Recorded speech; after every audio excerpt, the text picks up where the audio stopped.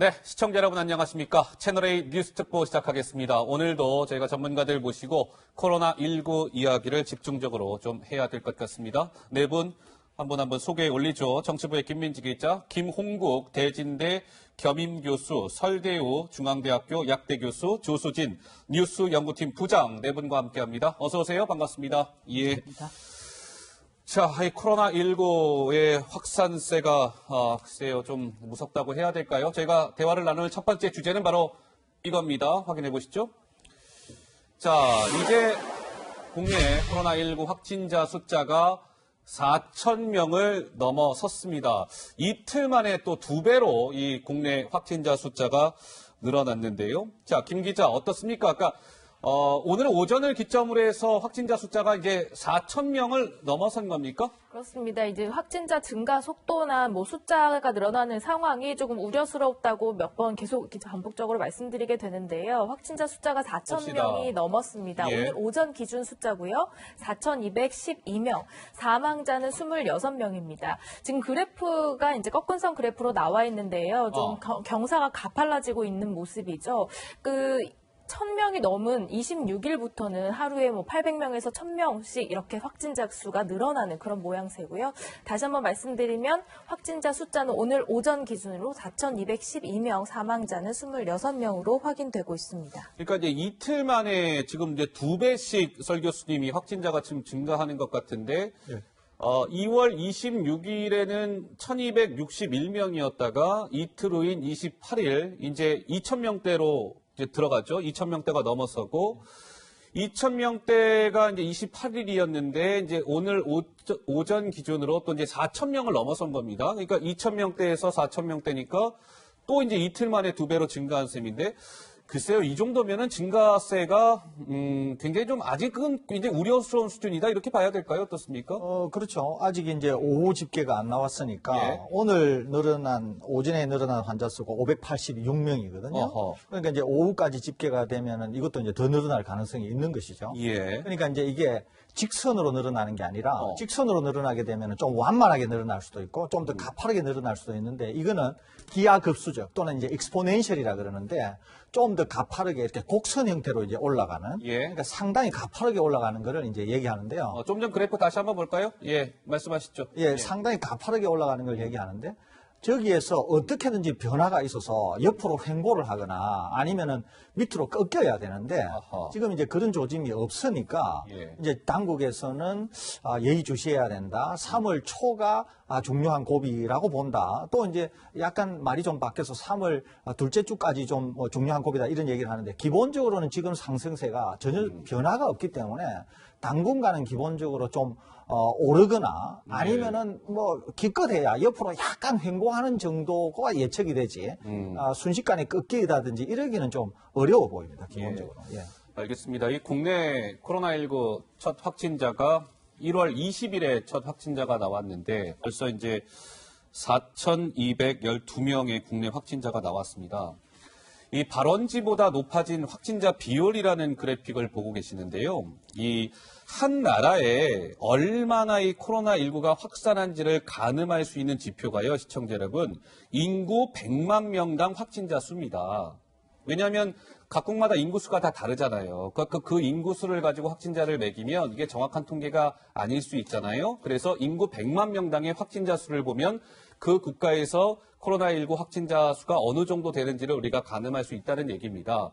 그 통계를 보고 계시는데요. 어젯밤 11시 기준으로 우리 한국이 100만 명당 확진자 숫자가 지금 72.2명입니다. 그리고 발원지인 중국은 100만 명당 55.6명이에요. 그러니까 우리 대한민국이 중국보다 평균 16.6명 이 확진자 수가 많다고 봐야 되는데 설 교수님, 이 통계가 주는 또 뭐랄까요? 시사점, 의미 어떤 게 있을까요? 예, 우선 기본적으로 우리가 이제 확진 환자 수가 많다는 거고요. 또 우리는 중국에 비해서 상당히 아마 이제 밀접되어 있고 또 특히 특정 지역에서 물론 중국도 이제 후베이성이나 우한에서 그런 네. 일이 있었습니다만 어허. 우리도 이제 특정 지역에서 굉장히 폭발적으로 늘어나면서 그쪽이 좀 제어가 안 돼서 이렇게 많이 늘어난 게 아닌가 이렇게 생각이 됩니다. 예, 조 부장. 예. 무엇보다도 우리가 중국보다 1인당 국민소득이 3배가량 됩니다. 그리고 보건이라든지 위생 인프라 수준이 굉장히 높다고 우리가 지금 평가를 해왔는데 예. 중국에 비해서 100만 명당 평균 확진자 수가 이렇게 중국보다 높다라는 것 어떻게 보면 우리의 전염병 대응이 참 잘못됐다. 이렇게 정리를 할 수가 있어서 참 안타깝습니다. 예. 자, 오늘 이 코로나19 확진자가 이제 4,000명을 넘어서게 되자 홍남기 경제부총리가 국민들 앞에 이야기하면서 좀 눈물을 보였다고 하는데요. 어떤 상황이었는지 영상이 준비되어 있습니다. 잠깐 만나보시죠. 방역 없이는 경제도 없습니다. 즉 가장 좋은 코로나19 사태 피해 극복 및 경기 개선 대책은 바로 이 코로나 사태를 하루라도 빨리 종식시키는 것입니다. 일단 굳게 버텨야 다시 일어날 수가 있습니다. 확진 환자도 꼭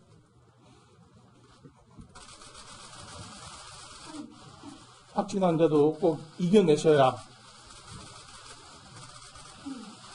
다시 일어설 수 있고 지금 어려운 소상공인도 더 버텨야 다시 일어설 수가 있습니다. 네, 홍남기 경제부총리 약간 울먹이는 모습을 보였죠.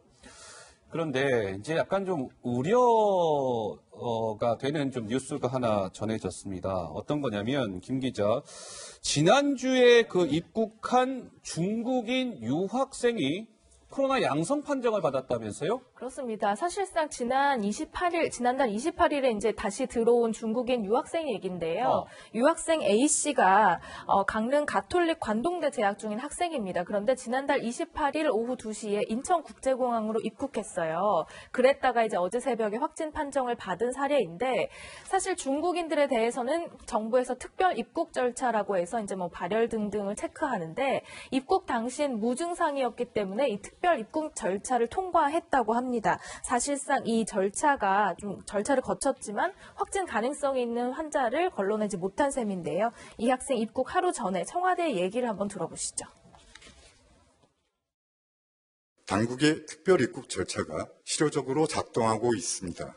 중국 전용 입국장을 별도로 만들고 소득과 발열 체크를 하고 있습니다. 촘촘한 방역망을 가동하기 시작한 2월 4일 이후 중국에서 들어와 확진 판정을 받은 사람이 현재까지 확인되지 않았는데 입국을 전면 봉쇄하는 것은 실익이 없다는 판단입니다. 그러니까 이제 지난주에 입국한 중국인 유학생이 급기야 이제 코로나19 양성 판정을 받았다는 건데 전문가들은요 좀 이런 얘기를 좀 하고 있더군요. 한번 보시죠. 전병률 전 질병관리본부장은 이런 얘기합니다. 국내에 입국한 중국인 수만 명 가운데 무증상 감염자, 이 경증의 환자가 수백 명 섞여 있다는 사실이 이번 이 건이 간접적으로 지금 입증해주고 있는 겁니다. 김우주 교수, 입국 제한 없는 현 방역 체계로는 A씨, 조금 전에 얘기한 그 A씨와 같은 입국자를 걸러낼 수가 없습니다. 이런 전문가들의 얘기가 나오는데 설 교수님 의견은 어떠신지요? 이제 이게 우리가 우려하던 일인데요. 이제 중국 유학생이 한 7만 명 정도 되고 아하. 이 학생들이 이제 입국을 하게 될 때를 우리가 늘 이제 굉장히 국민이 전환이 될 수 있는, 예. 바뀔 수 있는 그런 위험한 상황이 될 수 있다. 이런 얘기는 이제 전문가들이 계속 많이 했었습니다. 예. 그런데 지금 이제 입국을 하면서 별도 통로가 있음에도 불구하고 잠복기에 있다거나 또는 이제 정상을 드러내지, 감염은 됐음에도 불구하고 정상을 드러내지 않아서 입국을 한 다음에 이제 정상이 나타난 거지 않습니까? 예, 그렇게 예. 되면은 이제 입국을 하고 나서 전파를 시킬 수가 있는데 또 하나는 계속 이제 교육당국과 대학이 그러면은 이런 학생이 입국을 했을 때 14일 동안 격리 조치를 하겠다. 예. 그러면 이 학생이 들어와서 전혀 누구를 접촉하지 않고 격리 조치를 14일 동안 하면 문제가 또 없을 수는 있어요. 사실은 남에게 전파를 안 시키니까. 예. 근데 이제 현실적으로 이 중국에서 들어오는 이 모든 학생들을 학교 당국이나 교육 당국이 지금 다 수용해서 14일 동안 격리 조치를 하기가 어렵다는 거 아닙니까, 지금. 어허. 그러니까 지금 이제 이와 같은 유학생이 한 예가 되면서 향후에 들어오는 모든 중국인들이 혹시라도 이런 케이스가 있으면은 지역사회 감염의 우려가 있다고 하는 점에서 우리가 예전에 이제 우려했던 것이 점점 현실화되고 있다. 그렇게 예. 보겠습니다. 알겠습니다. 그래서 아까 조금 전에 교육부가 발표를 했어요. 이제 대학교 같은 경우에 이 코로나가 어느 정도 안정될 때까지 재택 수업을 진행하겠다라는 교육부 발표가 조금 전에 나왔습니다만 그럼에도 불구하고 김 교수님 이런 것 같습니다. 지난달 10일 이후에 입국한 중국인 유학생이 한 1만 명, 한 10,000명 정도 된답니다. 그러면 조금 전과 같은 이 A씨 같은 사례가 없으면 좋겠지만 그 없을 가능성을 우리가 100% 배제할 수 없다면 중국인들에 대한 입국 금지에 대한 이 의견, 이 주장은 조금 더 높아질 것 같은데요. 김 교수님은 어떻게 보세요? 저는 그런 지적들에 대해서는 이제 예. 충분하게 검토하고 또 지켜볼 필요가 있다고 봅니다. 대신에 지금 제가 있는 학교도 마찬가지로 대진대학교. 2주 예. 이제 2주 연기를 했고요. 예. 2주 그 이후에 또 2주는 이제 온라인으로 유튜브로 이제 동영상을 찍어서 학생들에게 이 강의라는 방식으로 온라인으로? 그렇죠. 그래서 한 달 정도의 이제 시간을 버는 방식으로 이제 그런 위험을 최대한 줄이겠다는 그런 각 대학들이 상당히 많은 대학들이 그렇게 추진을 하고 있는 것으로 압니다. 예, 예. 더불어서 지금 중국에서 온 학생들이 지금 많이 들어오고 있는데요. 도리어 상당수 학생들이 지금 휴학을 도리어 한국에 들어오지 않겠다. 왜냐하면 한국에 아까 봤지만 우리가 중국보다 더 많은 그런 발생률이 나타나고 있지 않습니까? 예, 예. 그런 측면에서 이제 상당수의 학생들이 한국이 도리어 위험하다, 들어오지 않겠다는 학생들이 상당히 있는 것 같고요. 대신에 국내에 들어오는 중국 학생들 굉장히 또 조심을 하는 것 같습니다. 그러니까 2주간의 자가격리라든가 이런 것들도 상당히 잘 지키는 것 같고요. 제가 최근에 그쪽 관련해서 왔던 학생들 일부를 또 볼 기회가 있었거든요. 예.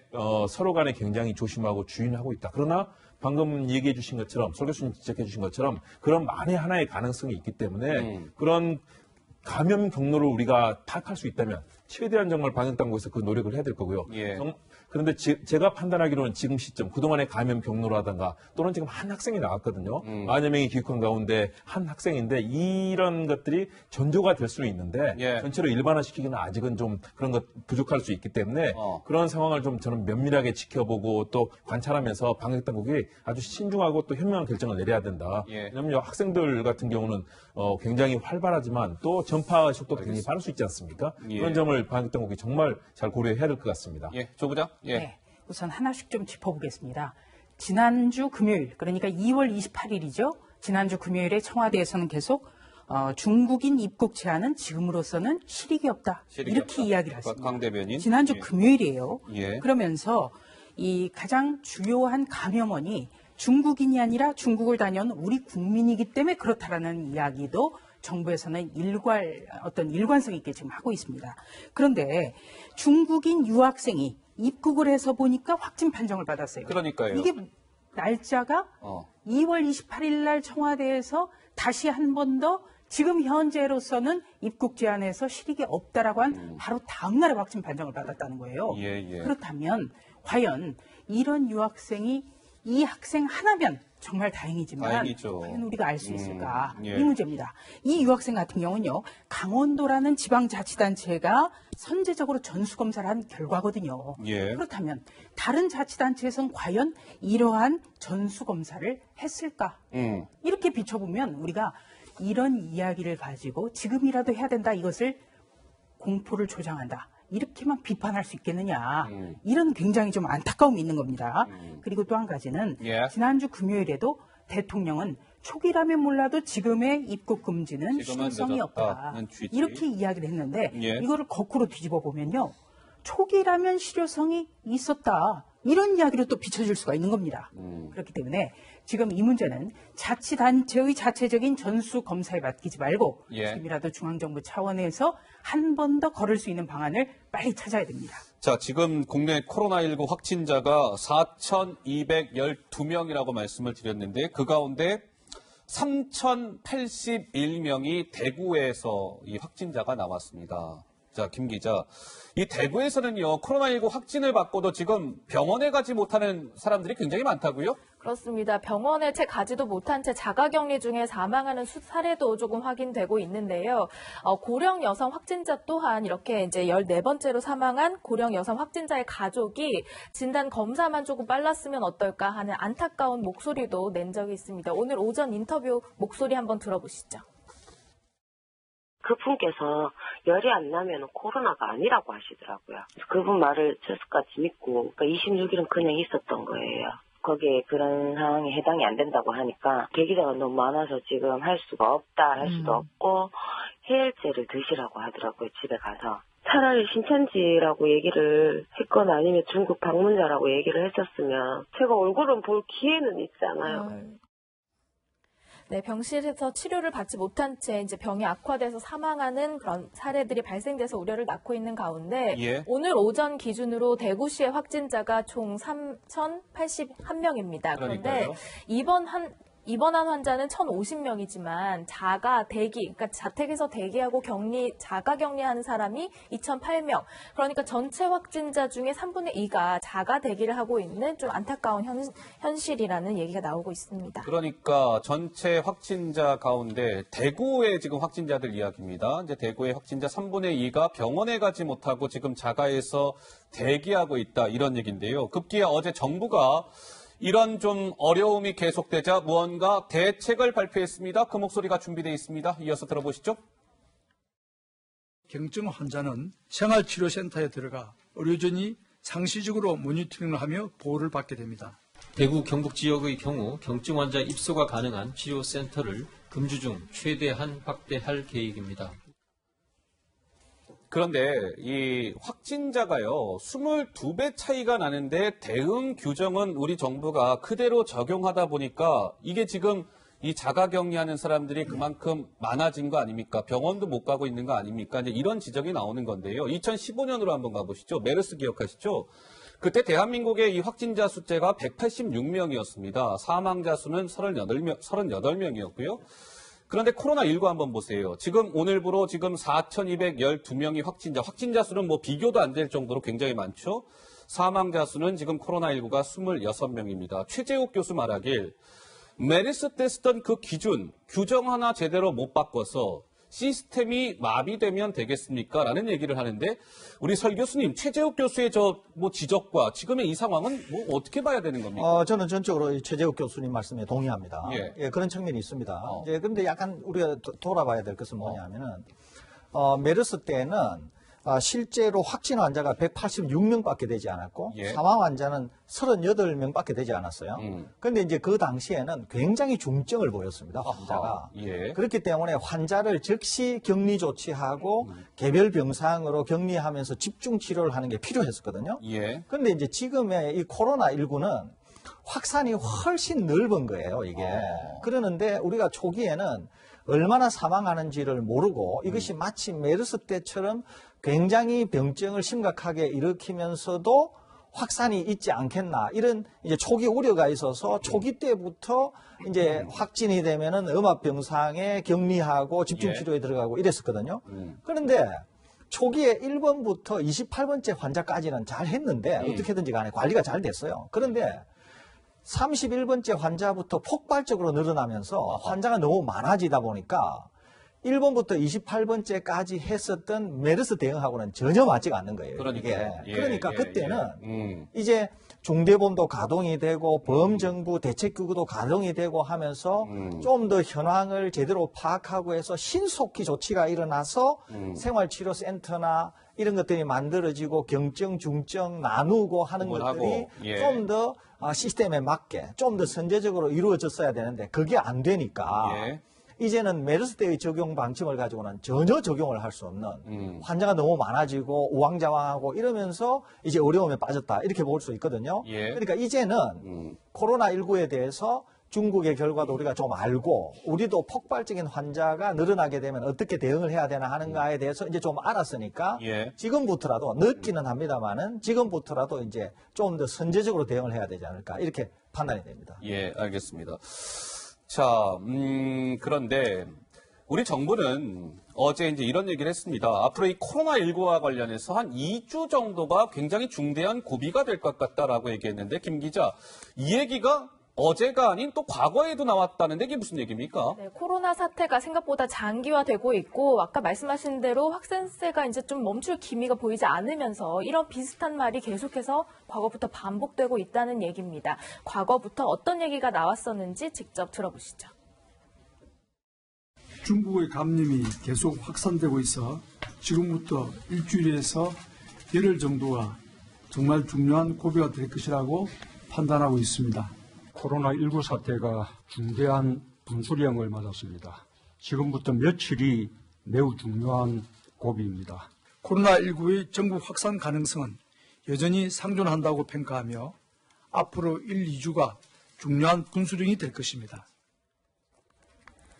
네, 정부는 지난달 3일부터 계속해서 이제 일주일에서 열흘 정도가 중요한 고비다. 또 지난달 23일에는 지금부터 며칠이 매우 중요하다. 또 어제도 앞으로 1, 2주가 중요한 분수령이다 할 정도로 계속해서 이제 좀 고비를 맞고 있는 상황인데 확산세가 계속되고 있어서 좀 우려가 나오는 그런 상황입니다. 그러니까 지난달 3일부터 계속 일주일에서 열흘 정도가 고비다라는 게 지금 이 메시지가 지금 반복되고 있는 거예요. 어제 박능호 장관이 또다시 앞으로 2주가 또 중요한 분수령이다라고 얘기했는데 설 교수님 어떻습니까? 이 계속 일주일에서 열흘 정도가 고비다라는 얘기가 한 달 전부터 반복되고 있는데 이제 정말 한 1, 2주 정도가 고비가 맞는 겁니까? 아니면 또 연장될 수 있는 겁니까? 충분히 연장이 될 수 있는데요. 제 개인적으로는 제가 이제 정부 당국이 3월 초가 굉장히 중요하다. 이런 얘기를 했는데 저는 3월 초보다는 돌아오는 일요일까지가 중요하다. 저는 이렇게 얘기를 했었거든요. 일요일까지. 돌아오는 일요일까지 확산세에 확실히 변화가 있으면은 이제 뭔가 효과가 있는 것이고, 예. 그러지 않으면은 좀 더 어려운 국면이 될 거다. 이렇게 저는 예측을 하고 있는데요. 그게 왜 그러냐면은 우선 신천지 대구교회에서 폭발적으로 환자가 늘어났는데 이때의 예배가 2월 16일입니다. 예.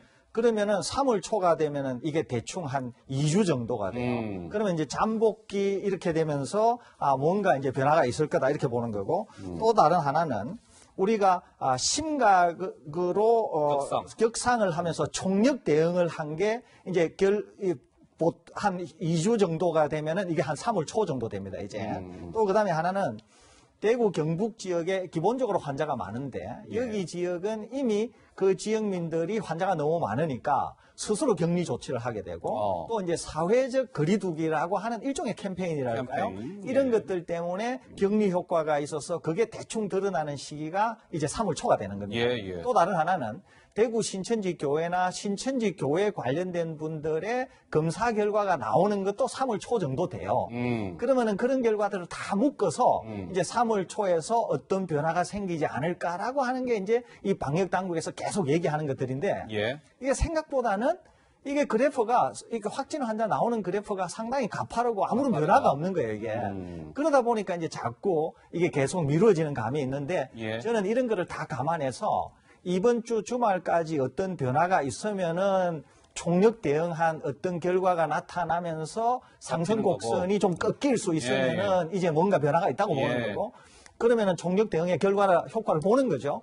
만일에 그렇지 않다고 하면 지금 이런 기조에도 불구하고 변화가 없기 때문에 이때는 상당히 어려운 국면에 빠지면서 심지어는 다소 장기전으로도 갈 수 있다. 저는 이렇게 보고 있습니다. 근데 설 교수님, 지금 우리 자막에도 나오고 있는데 이 정부가 사회적 거리두기를 당부했다는데 이 사회적 거리두기라는 게 뭐 어떤 걸 말하는 거예요? 기본적으로 모임을 하지 말고 모임 자제하고. 그렇죠. 웬만하면은 모임을 자제하고 웬만하면은 만나는 거를 자제하자.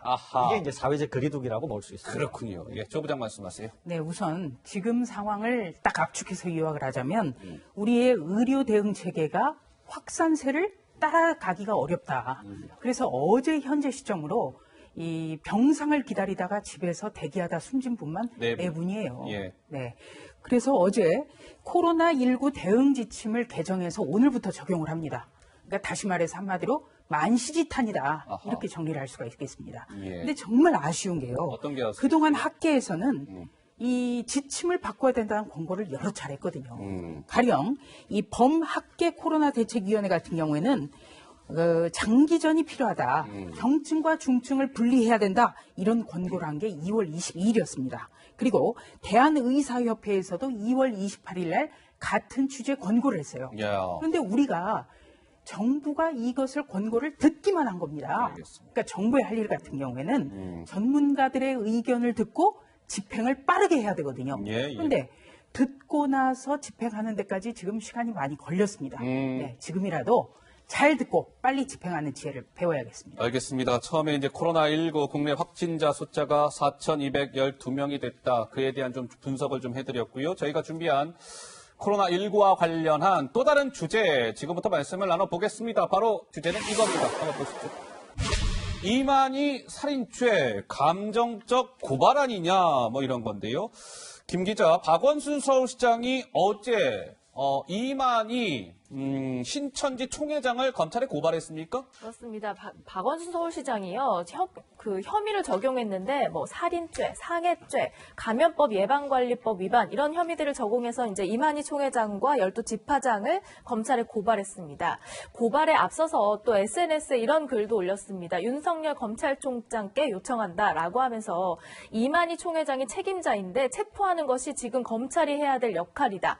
미필적 고의에 의한 살인죄 등으로 형사 고발하겠다. 미필적 고의라는 것은 이제 이렇게 좀 사회적 파장이 미칠 거를 알면서도 그랬다. 뭐 이렇게 판단한 것 같은데요.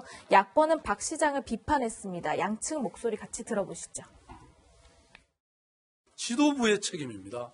빠른 시간 내에 국민 앞에 나타나서 일단 사죄부터 먼저 하고 그리고 모든 정보를 공개하고 협력하고 처벌받아야 된다 이렇게 생각합니다. 박원순 서울시장과 이재명 경기도지사 등은 이만희 체포 그리고 신천지 해체를 주장하며 코로나 확산 책임을 신천지로 돌리고 있습니다. 신천지 교인이 이번 사태에 모든 책임이 있는 것으로 몰아가고 있는 것입니다. 신천지 교주를 살인죄로 고발하면 된다는 박원순 서울시장의 모습은 의사 안철수의 모습에 비해 한층 격이 나아져 보이는 변호사 박원순의 모습입니다. 박원순 시장은 행정에 집중해 주시기 바랍니다. 박원순 서울시장이 이만희 총회장을 이제 검찰에 살인죄로 고발한 것과 관련해서 일각에서는 이제 이런 지적과 비판이 나오는 것이죠. 법조계 관계자는 이만희 총회장 등을 살인, 상해죄 혐의로 고발한 것은 정부 책임을 호도하기 위한 정치적 고발입니다. 미래통합당에서는 초기 방역에 실패한 정부 책임을 신천지로 돌리기 위한 여권의 여론전에 박원순 시장도 가세한 것과 다름없습니다. 이런 얘기가 나왔는데 우리 김 교수님은 박 시장의 이만희 총회장 살인죄 검찰 고발 어떻게 평가하시는지요? 저는 충분히 납득할 측면이 있다고 봅니다. 왜냐하면요, 신천지의 지금 흐름을 보면요, 일단 신도수, 명단 제출, 거기서도 다 뭐 부풀려지거나 또는 잘못된 정보를 주고 있지 않습니까? 그리고 또 해외 중국에 있는 우한 지부라든가 이런 부분에 있어서도 사실상 거짓말이 속속 드러나고 있죠. 거기 더불어서 그 지역에 있는 시설이라든가 교육방이라든가 이런 곳에 대한 폐쇄를 했다고 해놓고도 실제로 운영되는 곳들이 드러났고 단톡방이라든가 이런 곳에서는 만일의 경우 정부에서 이런 조사가 나오면 거짓말하라 이런 내용까지 지금 공공연하게 나돌고 있지 않습니까? 이런 상황에 대해서 저는 일단 신천지가 해야 될 일이 가장 중요한 것은 빠르게 진실된 정보를 주고 명단을 통해서 확인하게 해줘야 되는데 지금까지 계속 각 지역에서 대구에서도 권영지 시장이 고발했고 광주에서도 고발한다고 지금 그러지 않습니까? 만일의 경우 제대로 조사가 안 되면은 이것이 정말 더 큰 방역상 문제가 되고 거기서 잘못 빠져나가는 뭐 지금 숨어 있거나 이런 분들 있지 않습니까? 그럴 경우는 더 큰 재앙적 사태가 될 거고요. 지금 뭐 3천여 명의 유증상자 중에서 얼마나 많은 사람이 또 될지도 모르지 않습니까? 저는 이 부분을 지금 신천지 교단 측에서 방기하고 있다. 빠르게 협력해야 되는데 이 부분을 지금 제대로 하고 있지 않는 것. 이 부분을 저는 살인죄라기보다는 이런 공무집행 방해라든가 이런 걸 통해서 저는 검찰이 좀 빠르게 명단을 제대로 확보해야 될 것 같아요. 그래야 이걸 확인하고 제대로 검사하고 조사해서 가장 중요한 신천지 교단 관련자로 인해서 지금 엄청난 폭발적인 증가를 하고 있고 앞으로도 제가 판단할 때는 앞으로도 남은 기간 동안에 아마 신천지 교단의 이런 교인들로 인해서 많은 숫자가 늘어날 거거든요. 이 부분에 대해서 제대로 우리가 손을 쓰지 못한다면 정부 당국이 아무리 노력하고 유학생을 막고 하더라도 우리가 어려운 상황이 될 겁니다. 대신에 살인죄로 가는 것은 좀 저는 과하다는 생각이 들고요. 그 부분에 있어서는 좀 더 조정할 측면이 있지 않나 생각해 봅니다. 근데 이 박원순 시장이 이만희 총회장을 뭐 살인죄로만 고발한 건 아니에요. 살인과 상해죄, 감염병 예방관리법 위반 혐의로 서울중앙지검에 어제 이제 고발을 했다는 건데, 조 부장님, 박원순 서울시장의 법적 대응 뭐 하실 말씀 있으시다고요? 한마디로 정치적 고발이죠, 이거는. 그렇습니까? 네. 이 법이라는 건요, 감정적으로 대응해서는 절대 안 되는 문제입니다. 이 신천지의 어떤 비밀주의라든지 또 어떤 그 교인의 명단을 내놓지 않는다든가 숨어버린다든가 이런 책임을 회피한다든가 이런 건 분명히 비판받아 마땅하죠. 예. 그런데 박원순 서울시장은 변호사입니다. 법을 아는 분이란 말이에요. 어허. 그런데 오늘 그 신천지 관련자들에게 고발장을 접수하면서 적용한 혐의 중에 가장 눈에 띄는 게 미필적 고의에 의한 살인죄 이겁니다. 미필적 고의라는 건요. 결과를 예상하고도 방치한 겁니다. 어허. 그러니까 충분히 다른 사람에게 감염을 함으로써 대규모의 사상자가 날 수 있다는 걸 알아야 하는 이것이 입증이 돼야 되는 거예요. 변호사가 이거를 모르고 만약에 적용을 한다고 이건 한다면 이거는 정치인으로서의 법을 어떻게 보면 악용하는 겁니다. 그렇다면요, 이게 이 박원순 시장의 논리를 그대로 끌어온다면 만약에 초창기에 감염원이 중국에서 왔다라는 게 입증이 될 경우 이 논리 그대로라면 대통령이라든지 보건복지부 장관에게 바로 이런 미필적 고의에 의한 살인죄가 적용될 수 있는 문제예요. 아하, 예. 예. 그래서 다시 말하면 중요한 것은 법이라는 거는 절대 감정적으로 대응해서는 안 된다. 예. 이거는 모든 것을 어떻게 보면은 신천지로 돌리려는 어떤 정치적 고발로 비춰지기 때문에 박원순 서울시장의 태도는 비판받아 마땅하다고 저는 봅니다. 자, 이런 상황에서 박원순 서울시장에 이어서 오랜만에 이분 얘기 좀 해볼까요? 공지영 작가가 김 기자 그제 소셜미디어에 올린 글이 뭐 논란을 낳고 있다고요?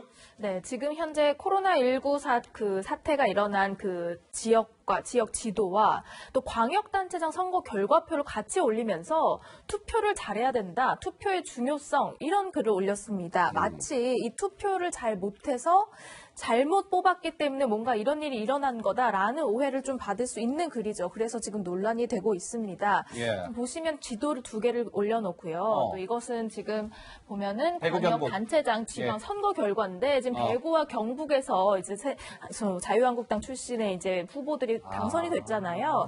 이런 것들과 함께 투표의 중요성 이렇게 올리니까 좀 오해를 낳을 수 있고 이것 때문에 지금 SNS가 논란이 되고 있는 겁니다. 그러니까 대구, 경북 지금 대구시장은 미래통합당 소속 권영진 그리고 경북지사는 미래통합당 소속 이철우 지사니까 여기 대구 경북에서 코로나19 확진자 수가 이제 많이 나오니까 우리가 잘못 뽑아서 그런 거 아닙니까라는 취지의 소셜미디어에 글을 공지영 작가가 올림으로 인해서 지금 논란이 되고 있는 거죠. 자, 진중권 전 교수 이렇게 반격에 나섰습니다.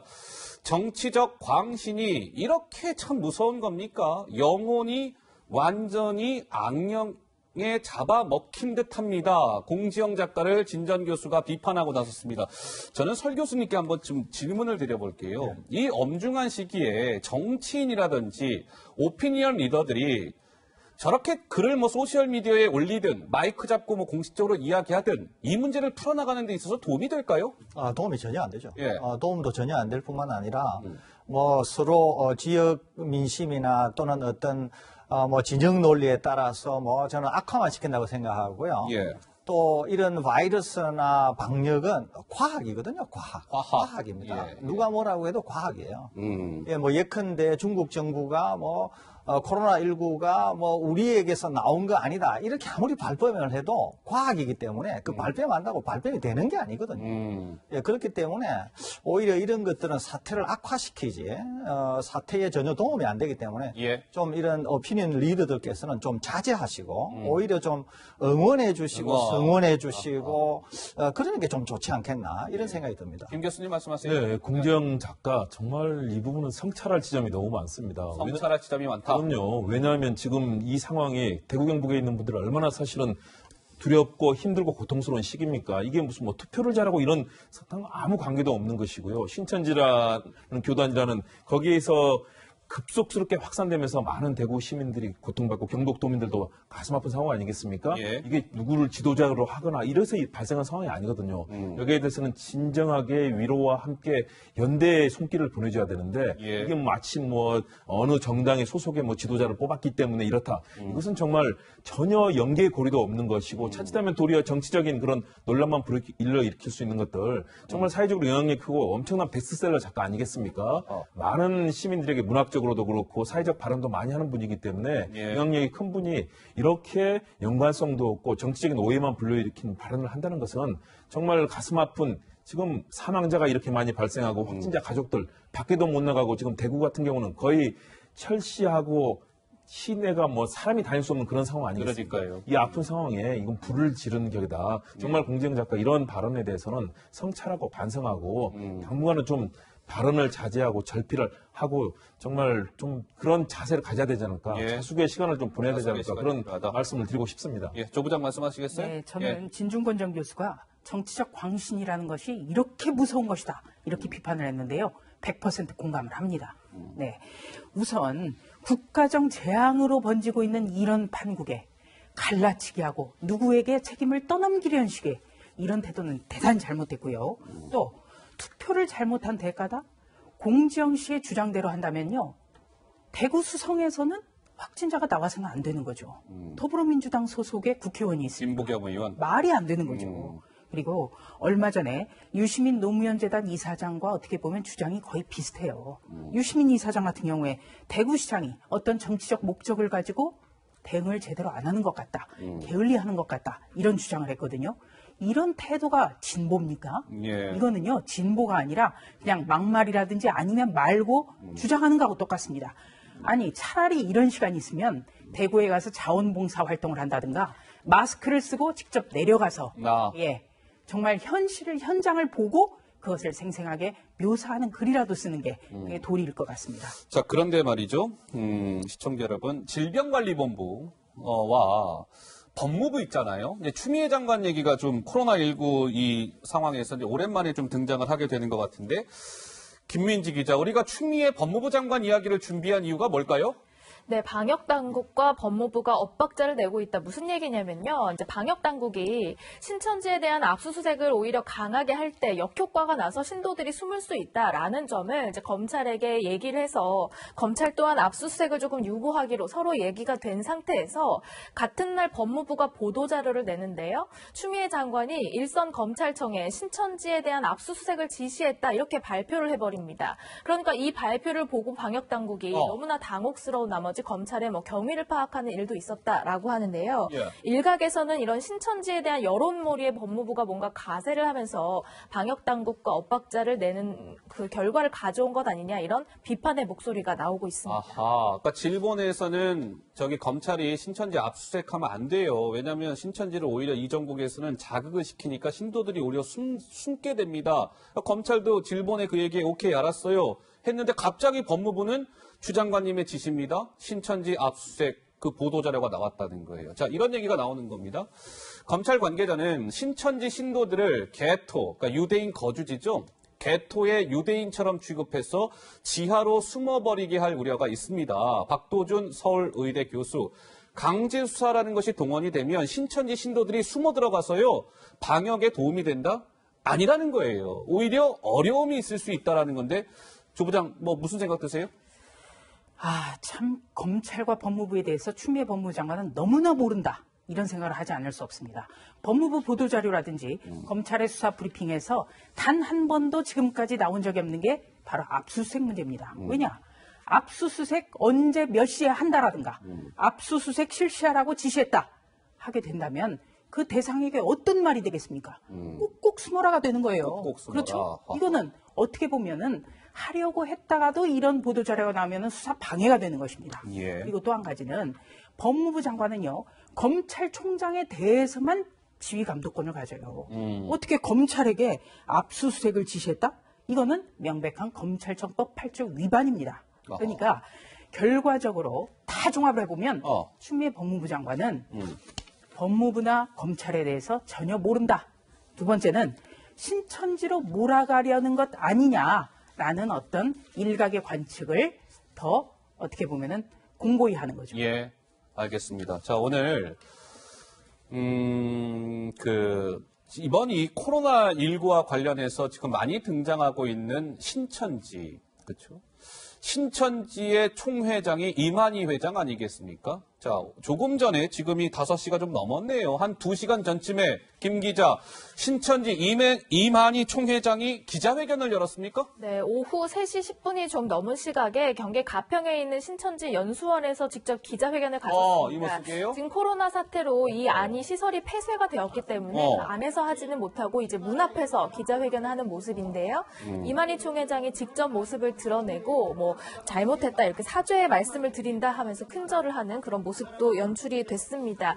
이 기자회견이 벌어지는 동안 주변에서는 이 신천지 종교에 대해서 좀 항의하는 그런 소란도 일어났었는데요. 오늘 기자회견 모습 영상으로 보고 오시죠. 우리는 힘닿는 데까지 최선을 다해서 정부의 인적, 물적 지원을 아끼지 않겠습니다. 국민 여러분들 뭐라고 사죄해야 하겠습니까? 정말 면목이 없습니다. 사죄를 위해서 여러분들에게 엎드려 사죄를 구하겠습니다.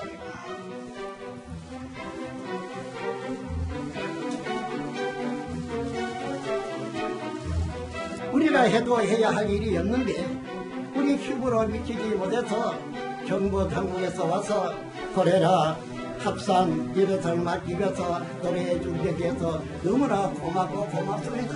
그 고마움과 동시에 이 정부에게도 용서를 구합니다.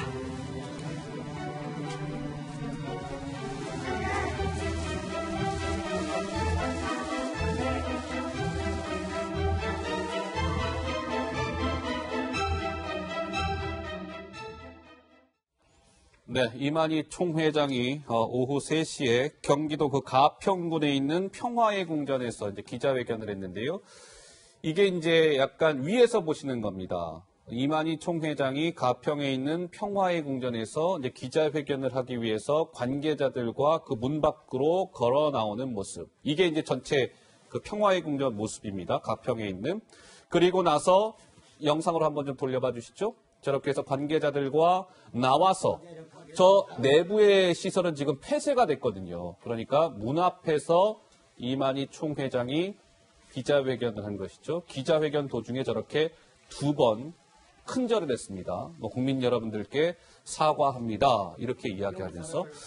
글쎄요, 오늘 김 교수님은 이만희 총회장의 글쎄 오늘 사과의 메시지를 던지긴 했으나 오늘 기자회견 모습 어떻게 보셨습니까? 좀 너무 안타까운 모습으로 안타까우세요? 봤습니다. 너무 늦었다. 너무 늦었다. 왜냐하면 신천지 신도 31번 환자가 나온 게 2월 18일 아니겠습니까? 벌써 그로 인해서 지금 엄청난 이런 사회적 파장들 그리고 신천지 측에서 나왔던 잘못된 명단 그리고 그 이후에 여러 가지 행태로 인해서 많은 국민들께서 걱정하시고 또 국가적인 재난으로 확산되고 있는 상황에 대해서는 좀 더 빠르게 그리고 좀 더 책임 있는 얘기를 저는 했어야 된다고 봅니다. 사죄한다는 정도가 아니라 정말 어떤 조치를 앞으로 할 것인지 그리고 신천지 측에서 밝혀야 될 여러 가지 실제적인 그런 내용들이 많이 있거든요. 근데 그런 부분에 대해서는 밝히지 않고 사죄한다는 그런 표현 속에 모든 것을 담고 있는데 좀 더 적극적인 조치들 어떻게 이 사안에 대해서 해결하고 또 혹시라도 지금 숨어 있거나 그런 여러분들을 어떻게 정말 제대로 검사받게 그런 과정으로 만들 것인가에 대한 사회적 책임을 얘기해야 됩니다. 왜냐하면 신도가 거의 30만 명이 넘는 그런 거대한 종교 아니겠습니까? 사회적으로도 영향력도 있고 우리나라에 굉장히 영향력 있는 분들은 총리실에까지 접근할 정도로 그런 행태를 보이지 않았습니까? 그렇다면 오늘 정말로 진정으로 어떻게 이런 상황에 대해서 극복하는 데 기여할 것이고 또 앞으로 헤쳐나갈 것인지에 대한 정말 국민들께 용서를 구하는 모습이 돼야 되는데 많이 부족하지 않았나 생각합니다. 오늘 이제 이만희 총회장이 저 가평 평화의 궁전에서 기자회견을 했는데 굉장히 좀 주변이 좀 시끄러웠습니다. 잠깐만요. 지금 좀 소리 한번 잠깐 좀 들어볼까요? 너무나 이거 막는데 급급하다가 보니까 정말 정신이 없었습니다. 그러니까 이만희 총회장이 무언가를 발표하는데 주변에서 이만희 총회장을 비난하는 사람들의 목소리가 계속 그러니까 이만희 총회장의 목소리랑 뒤섞여 나왔어요. 그래서 오늘 기자회견이 좀 원만하게 진행이 안 된 측면도 있었는데 조 부장 한 말씀 하세요. 네. 이 신천지가 어떤 그 원인의 하나로 지목된 게 바로 31번째 확진자 나왔을 때거든요. 그래서 오늘에서야 공식석상에서 입장을 밝힌다는 것 굉장히 늦었죠. 그리고 여기에서 중요한 건 태도입니다. 이제 앞으로 그렇다면 얼마만큼 투명하게 정보를 제공하고 적극적으로 당국에 협조할 수 있을까인데 중요한 건요. 신천지는 오늘 참석한 모든 사람은 진단검사에서 음성 판정을 받았다. 이렇게만 이야기를 했어요. 가령. 그런데 이 이만희 총회장부터 구체적인 장소라든지 시점이라든지 여기 대해서도 아직 공개된 게 없거든요. 그렇다면 과연 이 사죄 드린다. 그리고 앞으로 공개하겠다. 이것을 우리가 얼마만큼 믿을 수 있을까? 여기에 대해서는 믿음을 주지 못했습니다. 예. 자, 알겠습니다. 이만희 총회장 오후 3시에 이제 기자회견을 했다 이 말씀 드렸고 문재인 대통령이 어제 김 기자 3.1절을 맞아서 3.1절 기념식 행사를 가졌는데 여기에서 무엇을 강조했다고요? 일단 3.1운동의 정신처럼 단결하고 합심해서 지금의 코로나19 사태도 좀 이겨내자라는 취지의 이야기를 하면서 북한 관련된 이야기도 했는데요. 좀 평가가 엇갈리고 있습니다. 직접 들어보시죠. 북한과도 보건 분야의 공동협력을 바랍니다. 공동으로 대처할 때 우리 결의 삶이 보다 안전해질 것입니다. 코로나19는 잠시 우리의 삶을 위협할 수 있지만 우리의 단합과 희망을 꺾을 수는 없습니다. 우리는 반드시 코로나19를 이기고 우리 경제를 더욱 활기차게 되살려낼 것입니다. 네, 어제 3.1절 기념식 행사는 작년에 비해서 좀 규모가 많이 축소가 됐습니다. 지금 왼편에 보이시는 작년 영상에는 한눈에 봐도 아이고야. 많은 사람들이 모여서 태극기를 흔들고 있는 모습이고요. 예. 어제는 한 50명 정도만 이렇게 띄엄띄엄 앉아서 규모를 뭐 대폭 축소해서 앉아서 이제 그 기념식을 진행했다고는 하지만 예. 마스크를 안 쓴 모습이라든지 이런 것들이 조금 우려된다 이런 평가도 나왔습니다. 그렇습니까? 그러니까 어제 문재인 대통령이 참석한 가운데 열린 3.1절 기념식 모습을 지금 영상을 통해 보고 계십니다. 어제 배화여고에서 기념식이 열렸고요. 역대 최소 규모라는 자막 보이실 겁니다. 한 60여 명 정도 참석을 했다고 하는데 문재인 대통령이 어제 여러 가지 기념사에서 이런 얘기하잖아요. 북한과도 보건 분야의 공동 협력을 바랍니다라고 얘기했는데 오늘 북한이 무언가의 움직임에 나섰다고 하네요. 문재인 대통령이 보건 협력을 외친 다음 날 북한은 무언가의 발사체를 쏘아 올렸습니다. 합동참모본부가 이렇게 밝혔습니다. 북한, 오늘 오후 원산 인근에서 동해상으로 미상의 발사체 2발을 발사했다. 우리 군은 추가 발사 대비해 관련 동향을 추적 감시하면서 대비 태세를 유지하고 있다. 글쎄요. 문재인 대통령 보건협력을 외친 다음 날 북한이 오랜만에 무언가 발사체를 또 쏘아 올렸는데 모양새가 좀 그러네요. 조 부장. 예. 우선 어제 기념사 중에 가장 제 기억에 남는 게 북한과 보건 분야의 공동협력을 바란다. 이렇게 얘기를 했거든요. 그런데 과연 이번 사태를 우리가 북한과 보건 분야를 기대할 수 있는 사안인가? 우선 이 현실적인 문제입니다. 네. 그리고 항상 대통령의 발언 중에는 북한이 빠지지 않는다. 왜 우리가 일본과의 무역 갈등이 고조화됐을 때도 대통령이 북한과 손을 잡고 이길 수 있다. 이렇게 이야기를 해서 아니 전 세계 최빈국인 북한과 손을 잡고 어떻게 경제 문제를 이겨낼 수 있느냐. 예. 이런 비판도 나왔거든요. 하여튼 이런 실현 여부와 관계없이 오늘 북한이 또 미사일 2발을 발사를 했어요. 과연 그렇다면 북한이 우리 대통령의 발언에 대해서 진지하게 생각하고 있는가? 전혀 아니구나. 이런 어떤 잘못된 신호만 계속 줄 수 있다는 거죠. 예. 그리고 두 번째는 과연 대통령 스스로가 방역 지침을 지키고 있는가? 이 부분에 대해서 좀 생각을 해봐야 될 것 같습니다. 예. 왜냐하면 중앙재난안전대책본부가 지난주 29일 날, 그러니까 토요일 날 이 추가 확산 방지를 위해서라도 최대한 외출이라든지 모임을 자제해달라 이렇게 이야기를 했어요. 예. 그런데 대통령의 3.1절 기념식은 어찌됐든 외부로 나갔다는 얘기죠. 차라리 청와대에서 한다든가 아니면 어떤 영상 메시지를 준다든가 예. 어떤 그랬다면 지금 이 어떤 국가적 재난 재앙으로 번진 이번 사태를 심각하게 대통령이 인식하고 있다. 예. 이런 것을 좀 보여줬지 않았을까 좀 안타까운 생각이 듭니다. 자, 지난달 20일이요. 그러니까 2월 20일이 우리 국내에서 처음으로 이 코로나19와 관련해서 처음으로 사망자가 나왔던 날이 2월 20일입니다. 그날 아침 조간 우리 동아일보 1면의 기사의 헤드라인을 보고 있습니다. 신천지 교회에서 14명 슈퍼 전파 이런 게 이제 그 2월 20일 날 첫 사망자가 나왔던 그날의 동아일보 1면 그리고 한겨레 신문 1면 기사 좀 볼까요? 이겁니다. 같은 2월 20일이에요. 1면 기사 하루에만 22명 지역사회 집단 감염 닥쳤다. 이게 한겨레 1면이었고 영상이 하나 이제 그 좀 분할이 된 영상이 등장할 겁니다. 한번 보시죠. 자, 이겁니다. 지난달 20일 날 금방 말씀드린 것처럼 국내에서 코로나19와 관련해서 처음으로 사망자가 나왔던 날 문재인 대통령과 김정숙 여사는 청와대에서 봉준호 기생충 감독을 초청해서 짜파구리 오찬을 가졌습니다. 물론 사망자가 나온 것은 저 오찬이 진행된 이후에 나오긴 했습니다. 그렇죠? 어쨌든 그날 짜파구리 오찬이 있었고 오른쪽은요. 지난달 16일 날 대만에서 처음으로 사망자가 나왔던 날 그 대만의 관계장관이 나와서 약간 저렇게 눈물을 흘리면서 기자회견을 하고 있는 모습. 이것이 약간 좀 비교가 된다라는 일각의 지적이 나옵니다만 우리 설 교수님은 어떤 생각이 드시는지요? 대통령께서 이제 봉 감독을 축하하는 것은 이해는 됩니다. 그런데 이제 타이밍이 과연 적절했는가라고 하는 점에서 굉장히 아쉬운 점이 있고요. 또 이제 미국의 유력 일간지가 이제 우리 대통령께서 지나친 낙관에 대해서 이제 이것이 이것을 지적한 그런 이제 기사도 있었는데요. 예. 매우 중요한 것은 뭐냐면은 대통령께서 이제 언젠가 이 코로나19가 종식이 될 거다 이런 좋은 의도로 말씀하신 건 맞아요. 예. 그럼에도 불구하고 이제 다소 지나치게 해석된 감은 있기는 하지만 뭐가 중요하냐면 이거예요.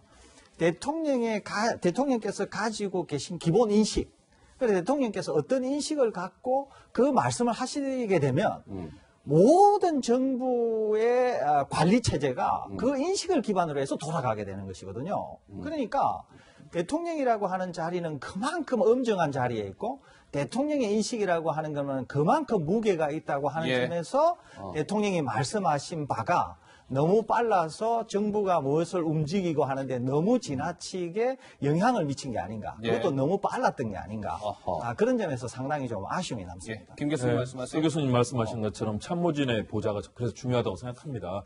대통령의 메시지가 굉장히 중요하고 예. 국민들에게 일파만파 항상 영향이 있기 때문인데요.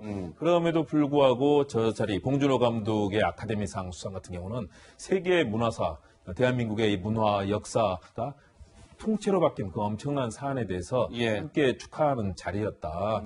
왜냐하면 이런 모든 사안을 다 제쳐놓고 그러면은 재난 이 방역만 다 할 것이냐. 저는 진행되는 일들은 우리가 정말 제대로 일을 하면서 그러나 방역 이 관련돼서 역할도 해야 된다고 봅니다. 대통령의 역할은 외교적인 문제도 있고요. 또 이런 문화인들을 격려하는 측면도 있고 여러 가지가 있습니다. 또 3.1절 101년입니다. 그런 측면에서 참모들의 판단이 약간 좀 넘나드는 측면도 있었지만 대통령의 국정수행, 국민들에게 힘을 주고 또 독립정신을 다시 한번 돌아보는 자리들 이런 것들은 대통령의 업무로서는 꼭 가야 될 부분들이 있기 때문에 일정 비판도 하지만 또 충분히 이해할 수 있는 그런 대통령의 국정수행도 있다는 말씀을 드리고 싶습니다. 네, 조금 전에 대만의 우리식 보건복지부 장관이 첫 사망자가 나왔을 때 기자회견을 하면서 국민 여러분께 진심으로 송구하다 이렇게 사과를 했습니다. 이 모습에 대해서 우리 국민들이 많은 감동을 느꼈어요. 왜냐하면 책임지는 자세를 정부 당국자가 보여준 거거든요. 자, 그렇다면 이 아카데미 사계 부분 수상 정말 세계의 문화 강국을 알린 쾌거입니다. 그런데 과연 꼭 이날 했었어야 되느냐. 미뤘어도 되거든요. 왜냐하면 이때도 상황이 좋지 않았어요.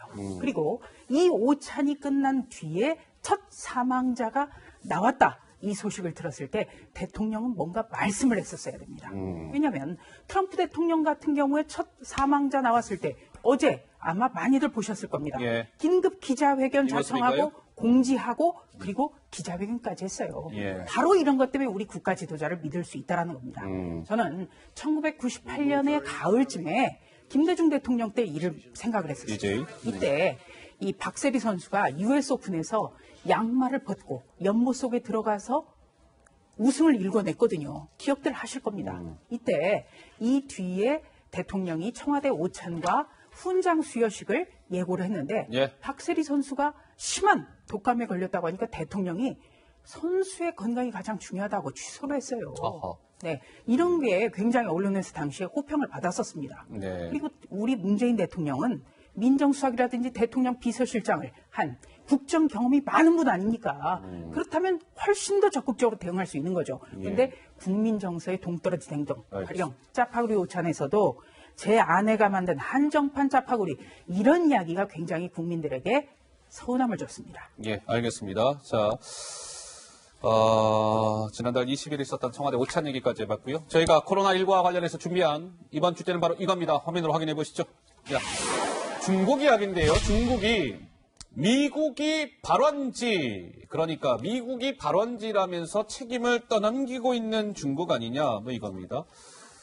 자, 김 기자, 중국이요. 자꾸만 이 코로나19 책임을 누군가한테 떠넘기는 이런 모양새를 취하고 있다고요? 그렇습니다. 중국의 전문가들이요. 이제 중국이 원래 이제 코로나19의 발원지로 많이 알려져 있는데 이것들을 자꾸 다른 나라에 떠넘기려고 한다 이런 지적이 봅시다. 나옵니다.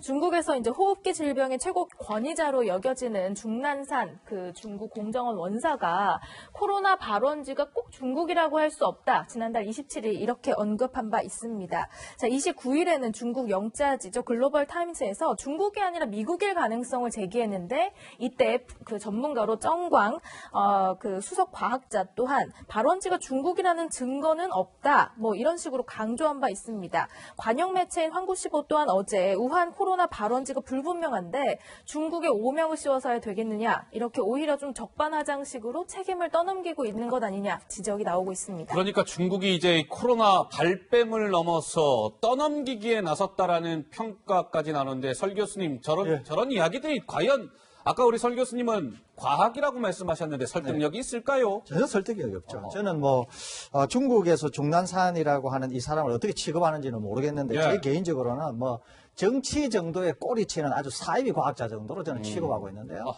저는 별 볼 일 없다 이렇게 보는데 아까 제가 말씀드렸잖아요. 과학이라고. 과학이다. 예, 제일 먼저 코로나19를 보고한 곳이 중국입니다. 그리고 그 코로나19의 연기 서열을 이제 보고한다 그래요. 레포트한 것이 중국이거든요. 이후에 이 서열하고 이후에 분리된 것들을 비교를 해보면은 초기 발원지가 어딘가 하는 거는 쉽게 찾아낼 수 있습니다. 이것은 그렇기 때문에 자기네들이 이게 발뺌을 한다 그래가지고 이게 발뺌이 되는 게 아니거든요. 근데 이제 지금은 자기네들이 어느 정도 제어를 할 수 있고 미국과의 어떤 정치적 또는 경제적 어떤 이해관계 때문에 각을 세우고 나를 세운다고 이런 얘기를 하는 것 같은데 또는 심지어는 우리나라에 대해서도 일부 한국이 이제 환자가 많아지니까 이거 혹시 한국에서 온 거 아니냐라는 뉘앙스까지 풍기고 있는데 아까 말씀드린 것처럼 이것은 과학입니다. 과학이기 때문에 정치에 경도되어서 이렇게 마치 사이비 종교같이 얘기한다고 해서 이게 뒤집힐 일이 아니기 때문에 전혀 신경 쓸 필요는 없다고 봅니다. 저렇게 중국이 약간 책임 떠넘기기에 나서고 있는 가운데 중국이 말이에요, 시청자 여러분. 우리 교민들 있잖아요. 중국에 있는 우리 교민들. 글쎄요, 참 중국이 우리 교민들을 향해서 김 기자 이런 행동까지 하고 있다는데 무슨 얘기입니까?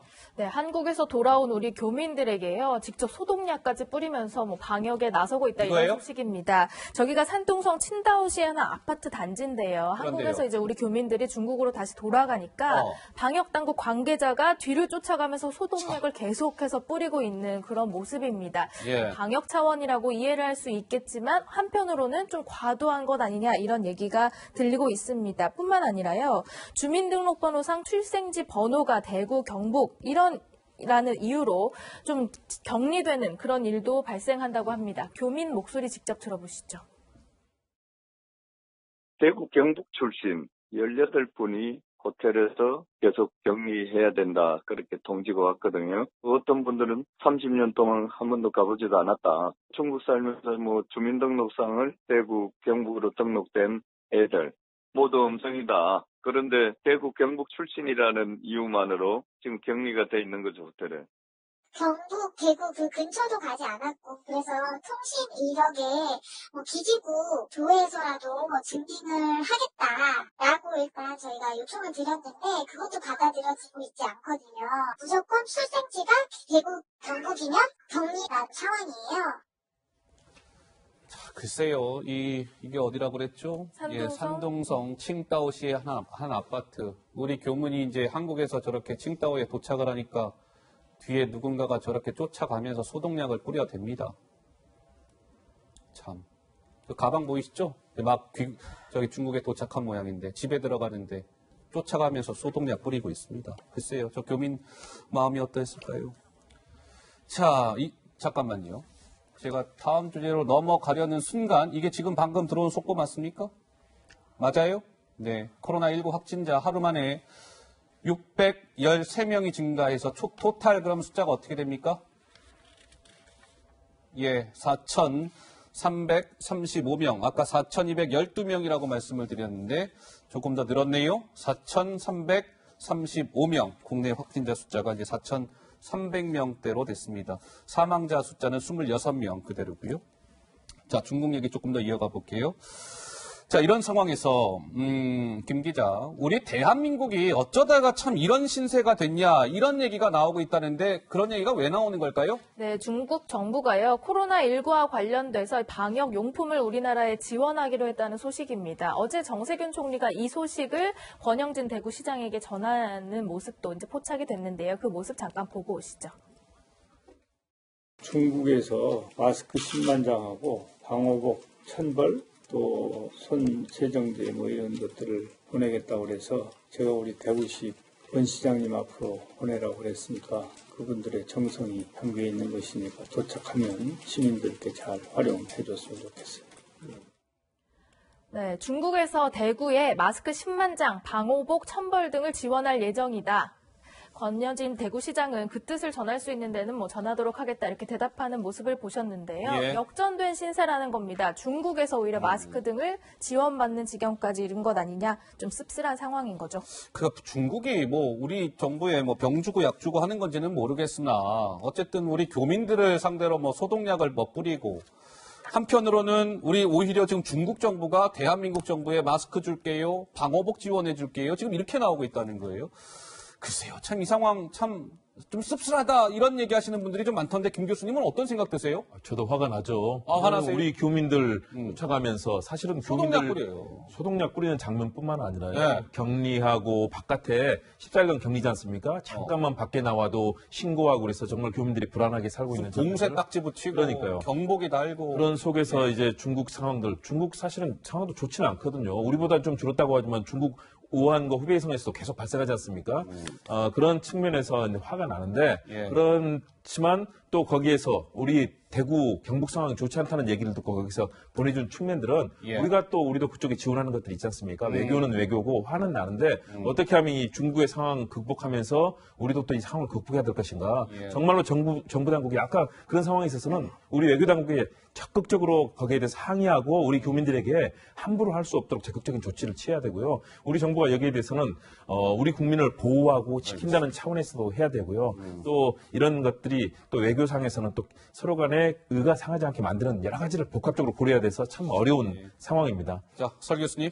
예, 이제 제가 지도하는 학생 중에 중국인 학생이 한 명 있습니다. 그래요? 예, 그래서 제가 이제 중국인 학생에게 물었어요.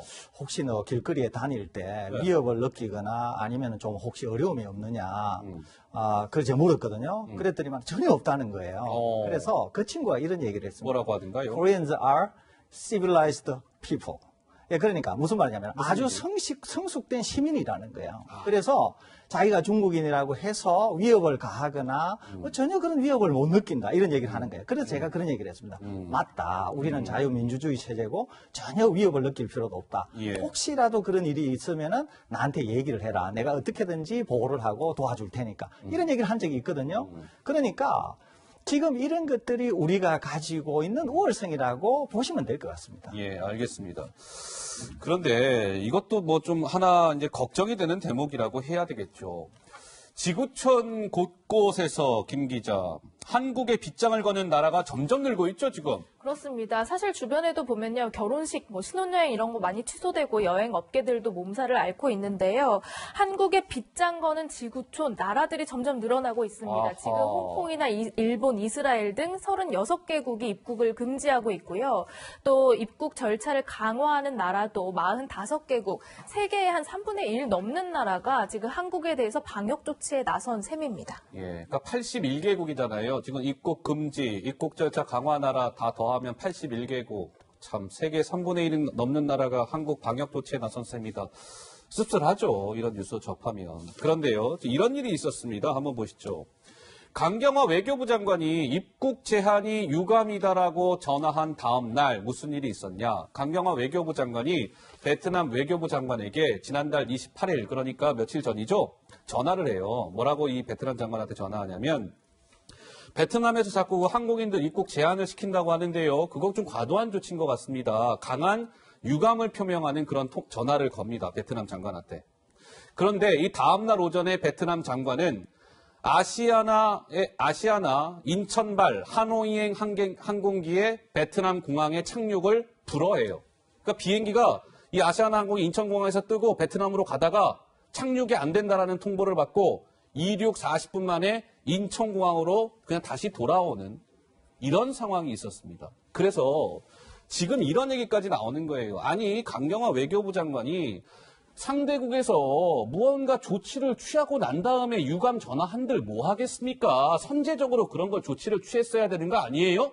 이런 얘기가 나오는 거예요. 그래서 정세균 국무총리도 기업에서 긴급 출장 시에 보건복지부가 발급한 무감염증 증명서 있으면 입국 허락하도록 이런 거 빨리 주요 그 교역국과 협상을 좀 하세요. 외교부 장관이. 이런 얘기까지 나왔다는 거예요. 조 부장 이 상황을 좀 어떻게 보세요? 예, 우선 전 세계의 3분의 1이 넘는 81개 국가가 우리 국민들을 입국 금지하거나 입국 제한을 한다는 것. 왜 그렇겠습니까? 자신들, 자국민의 안전과 건강을 위해서는 빗장을 잠궈야 된다. 과연 우리가 여기에 대해서 항의를 할 수 있을까? 우리는 안 했잖아요. 바로 자국민의 안전과 건강이 최우선이다. 우리 다시 한번 이 부분에 대해서 좀 생각을 해야 됩니다. 예. 그리고 두 번째는 번째는 강경화 장관이 베트남 외교 장관에게 과도한 조치를 하지 말아달라. 이렇게 통화한 바로 다음 날 하노이행 항공기가 착륙을 했다? 그렇다면 우리 외교력이라는 게 과연 있는 것인가? 이걸 극명하게 드러낸 거예요. 외교력이 정말 부재하고 아무런 대책이 없다. 항상 당하고 나서 항의하는 것밖에는 뭐가 있느냐? 이런 면에서 굉장히 씁쓸합니다. 예. 그리고 세 번째는 우리 기업이 과연 이 파고를 헤쳐나갈까? 네. 지금 금방 무감염증이라도 제시하면은 예외적으로 입국할 수 있게 해달라. 이거 얼마나 정말 어떻게 보면은 좀 참담한 일입니까? 참담한 일일 수 있죠. 처음 기본부터 우리는 생각을 해야 된다. 여기서 배우고 있습니다. 예, 알겠습니다. 자, 저기 보세요. 정세균 국무총리가 무감염증 증명서라도 내줘서 우리 기업하는 사람들 외국에 좀 들어갈 수 있게끔 해줘야 되는 거 아닙니까? 라는 얘기까지 나왔다는 겁니다. 자, 미국의 움직임이 좀 심상치 않습니다. 미국이요, 대구 여행 금지 발령을 내렸습니다. 미국 국민들이 저 대구에 못 가게끔 한 거예요. 대구 지역에 대해서 4단계 여행 경보를 발령했습니다. 물론 권고이긴 합니다만. 미국 여행 경보 중에 4단계는요, 최고 등급입니다. 최고 수준이에요. 근데 이것도 씁쓸한 것이 미국이 미국민들에게 저 대구 여행 가는 거를 웬만하면 가지 마세요. 이렇게 금지를 시킨 거잖아요. 근데 이 4단계 여행 경보 국가에 우리 한국의 대구와 북한이 있답니다. 북한. 그러니까 동일 등급이 돼버린 거예요. 대구와 북한이. 그래서 이 역시도 좀 씁쓸하다. 뭐 이런 얘기가 나왔고요.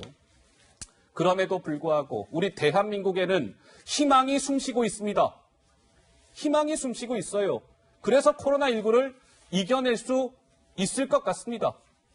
자, 김민지 기자, 대구 얘기입니까? 네, 어려움을 겪고 있는 대구 지역에 온정의 손길들이 속속 도착하고 있다, 이런 얘기입니다. 대구 동산병원에 이런 편지와 함께 체온계도 등장했습니다. 그리고 각종 구호 물품, 음식, 체온계, 무전기, 또 과일, 과자, 컵라면, 의료진들과 또 관계자들을 위해서 이렇게 좀 마스크도 보내오고요, 손편지도 보내오고요. 많은 사람들이 도움의 손길을 주고 있다고 합니다. 그리고 지금 빵도 보이시죠? 보이시는데 여기에 또 정성스럽게 글씨도 적어서 의료진들을 위로하고 격려하는 그런 모습들이 연이어 이뤄지고 있다 이런 거고요. 이건 뭡니까? 지금 보시는 화면은 안철수 국민의당 대표입니다. 자원에서 의료 봉사를 하러 대구로 출동했습니다. 부인 김미경 교수와 함께 현재 의사 면허를 가지고 있는데요. 여기에서 자원 봉사를 하면서 여기서 이제 의료진들과 함께 뭐 도시락도 먹고 하면서 돕고 있다는 소식도 전해지고 있습니다. 네, 안철수 대표가 지금 대구에서 의료 봉사 활동에 나서고 있는 모습을 봤습니다. 그런데 이제 진짜 어떻게 보면은요, 시청자 여러분, 4.15 총선이 얼마 안 남았습니다. 오늘이 3월 2일이면 이제 4월 15일이 총선이니까 이제 한 달 조금 넘게 남은 셈인데, 이 코로나19 때문에 이 총선과 관련해서 정치권의 지금 이 풍경, 우리가 늘상 보아오던 그런 풍경이 아닙니다. 완전히 이 공천 면접이나 이런 상황도 180도 과거와는 달라졌는데요. 오늘 미래통합당이요, TK, 대구 경북 지역 이 예비 후보들에 대한 면접을 진행했습니다. 그런데 예전에 보아오던 그런 풍경이 아니었습니다. 어떤 모습이었을까요? 영상으로 준비되어 있습니다. 잠깐 보시죠. 내 말은 잘 들립니까? 잘 들립니다. 내 말은 잘 들리죠? 예, 우리한테 보내는 신호가 안 들려요. 잘 들립니까? 말이 안 들리거든요. 그쪽에서 말씀하시는 게 질문자 상담을 좀 해봐 주세요. 네, 이런 거 처음 보시죠, 시청자 여러분. 예, 미래통합당이 대구, 경북 예비 후보들에 대한 이 코로나19 때문에 직접 대면 면접을 못하고 저렇게 화상으로 면접하는 모습을 봤습니다. 그런데 이제 아무래도 저런 거 처음 실행을 하다 보니까 제대로 이게 잘 안 돼서 약간 시행착오를 겪는 이런 모습까지 저희가 봤습니다.